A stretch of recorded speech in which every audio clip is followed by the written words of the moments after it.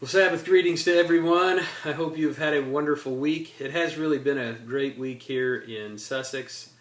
It's been pretty nice outside. It's been a little bit chilly, but as you can see, the sun is at least coming in here. I'm recording this just Friday afternoon.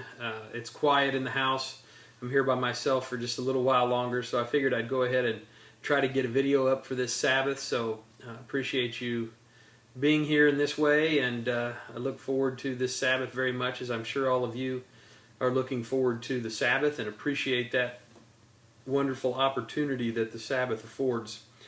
I was just thinking today I wanted to just share a few thoughts with you for this Sabbath and how important the Sabbath is. And I don't know if you are in the habit of reading a proverb every day, but I wanted to read some from Proverbs chapter 4. So Proverbs 4, because this Sabbath is November 4th already, which is really hard to believe. This is the 3rd, but for tomorrow at the time of this recording, it'll be the Sabbath, which is the 4th of November. And if you look at the 4th proverb, in verse 1 it says, "Hear, my children, the instruction of a father, and give attention to know understanding.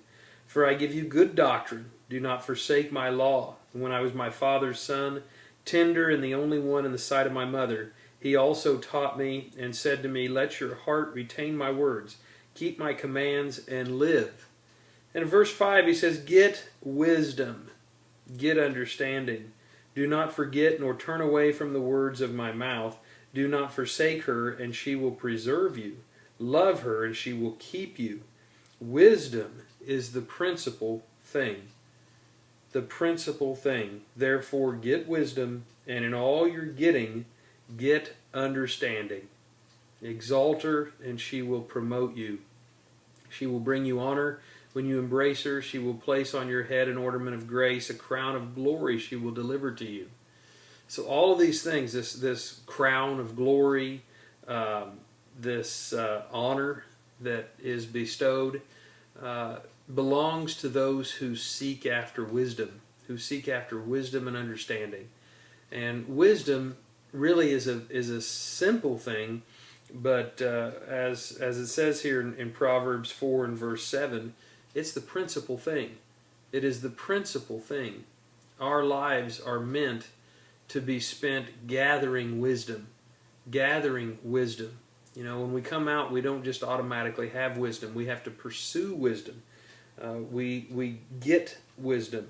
We go after wisdom, which is simply living life skillfully. It means skill. Wisdom, it has everything to do with skill. The skill to live life the way that it was meant to be lived. And this is why so often in the Proverbs there's a focus on wisdom and having wisdom. But there's a comparison that's made quite often with those that seek after wisdom, and then on the other side of that is the fool.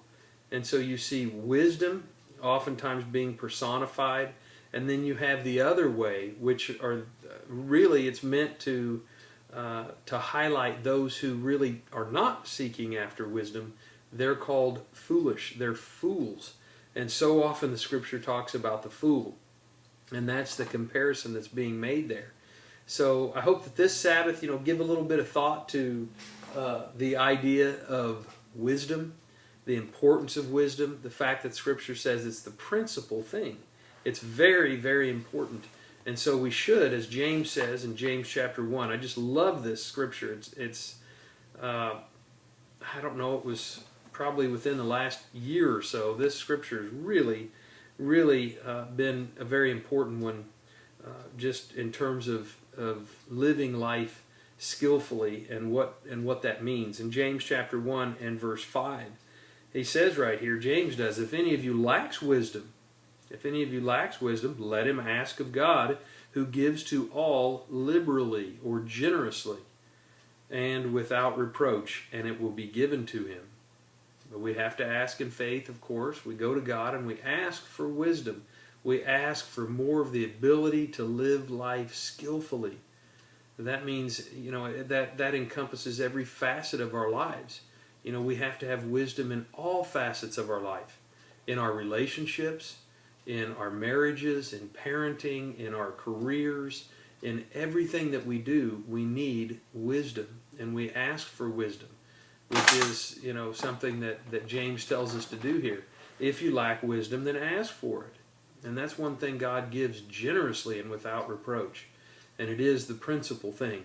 So I think we would all benefit greatly from making sure that our prayer list has on it wisdom, to ask for wisdom and certainly remind our Father in heaven that the Scripture says that if we ask for it, you give it generously and without reproach. He's happy to give us wisdom because that allows us to live life more skillfully, which is what He wants for us. It's the principal thing.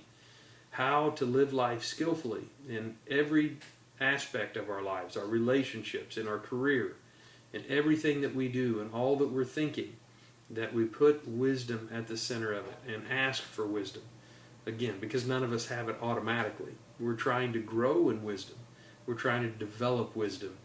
And we do that by asking God for wisdom and by certainly through experiences and that sort of thing. We gain wisdom as well. So those are my thoughts for this Sabbath. For what they're worth, I hope you have a wonderful and restful and very profitable Sabbath wherever you plan to keep it. We are looking forward to being in the Dells this Sabbath, so look forward to seeing the brethren in the Dells. The rest of you we'll see in the weeks ahead.